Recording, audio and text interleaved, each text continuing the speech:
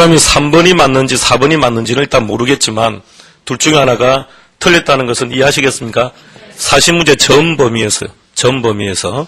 일단은 이제 3번과 4번을 결정을 해야 되니까 보조금 정책을 가지고 생각하는 겁니다. 보조금을 지급한 결과 임대인의 수입이 오히려 증가하죠. 보조는 임차인들이 받은 거지만 이거는 임대인의 소득 증가로 이어졌습니다. 유리하죠. 공급량을 증가시키겠죠. 따라 4번은 X. 동그라미 5번은 당연한 표현이고요. 자, 칠판으로 갑시다.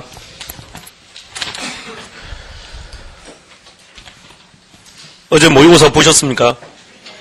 개론어 문제가 터무니없이 쉬웠죠? 어려웠습니까? 너무 쉬웠습니다. 너무 쉬워서 너무 지나치게 쉽다고 제가 문제에 대한 브레이크를 좀 걸어서 약간 난이도 있는 문제가 몇 개 조정이 됐습니다. 너무 쉬웠습니다. 물론 이제 동기부여도 중요합니다만 모의고사는 여러분들에게 순간순간 동기부여를 하는 게 중요하다고 생각하십니까? 아니면 10월 23일 날 시험을 보기 위한 길라잡이가 되는 게 좋다고 생각하십니까? 저는 후자 쪽입니다. 물론 전자도 필요한 영역도 분명히 있긴 하겠습니다만 후자가 중요하죠. 모의고사 중간중간 60 받고 70 받고 그래서 순간순간 동기부여가 되었는데 10월 23일 날 갔을 때 그 모의고사가 실제 합격에 아무런 도움이 되지 않는 모의고사라면 그게 무슨 의미가 있을까요? 그래서 어제 모의고사는 실제 시험과는 많이 동떨어져 있습니다. 많이 동떨어져 있고 그 정도 난이도 수준이면 우리 10월 23일 기준으로 했을 때는 한 40점 정도밖에 받을 수 없는 정도의 난이도입니다. 상당히 터무니없이 문제가 쉬웠습니다. 그러니까 그거는 1회 때 문제가 어려웠다라고 여러분들이 자꾸 문제 제기하니까 쉽게 내준 겁니다. 그러니까 모의고사를 보시고 난 다음에 그 어렵다는 둥 쉽다는 둥 이런 얘기는 그냥 가급적 안 하시는 게 좋습니다. 그러니까 자꾸 시험을 주최하는 측에서 부담이 생기니까 쉽게 내어달라고 의뢰를 하게 되고 그럼 출제하는 사람들도 에라이 모르겠다 쉽게 내버리지 않습니까? 그래서 여러분들 90점을 받으면 그게 무슨 의미가 있을까 저는 생각입니다.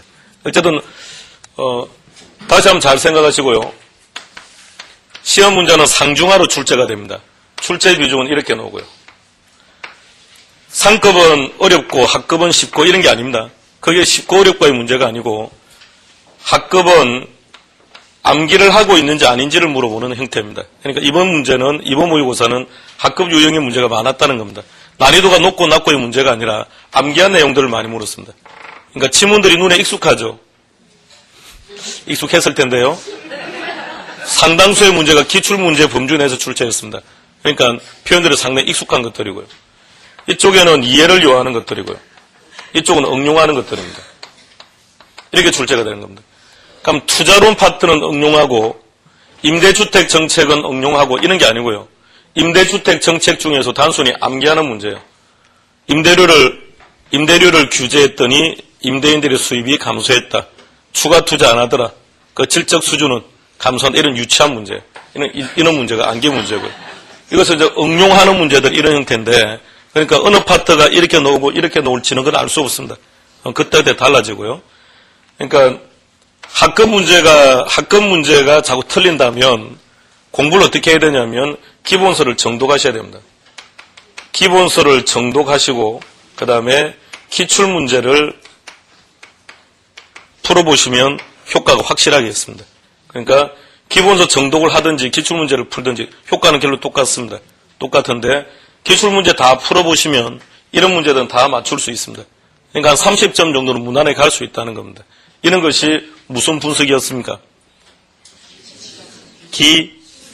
이야, 합격입니다. 기술적 분석. 예, 이런 거고요. 자, 근데 이런 것들은 이제 어떻게 공부해야 되느냐? 늘 생각하셔야 됩니다. 이는 기본서 읽어서 극복할 수 있는 문제가 아닙니다. 왜 그럴까라는 거 생각하셔야 돼요. 왜 그렇게 되는 걸까, 이렇게. 타성기간은 길다? 예. 타성기간이 길다? 기억나십니까? 이것이 학급 문제로 놓으면 어떻게 놓으냐면 부동산의 주기는 길고 진폭이 크다. 이유가 뭐냐? 보기에 타성기간이 길기 때문에 이렇게 나와 있어요. 그럴 때 뭐 익숙하니까 찍은 것만이고 이게 이해 중심으로 놓은다면 타성기간이 뭐냐라고 놓을 겁니다. 타성기간이 뭔가요? 습관에 빠져 있다고 했죠. 그죠?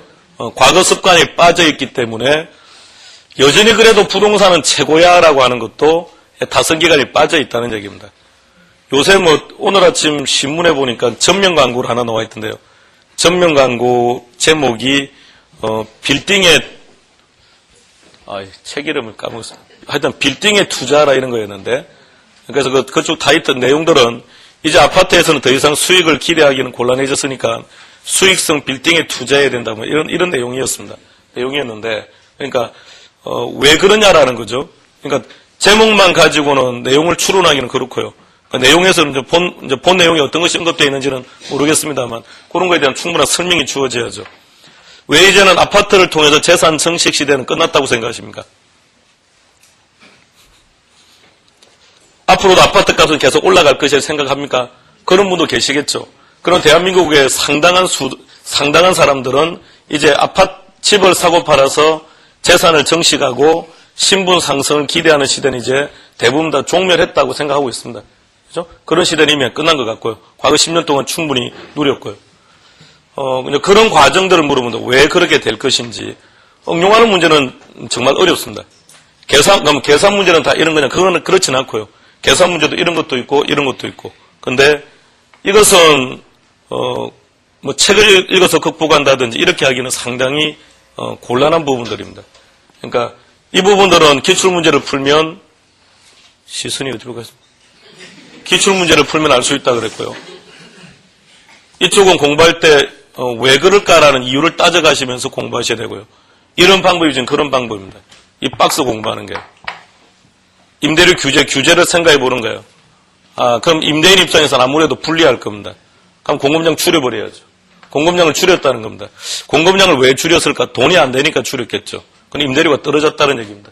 떨어졌겠죠. 그럼 효과는 있다는 겁니다. 가격은 단기에 하락했다는 얘기겠죠. 그러면 장기 공급량은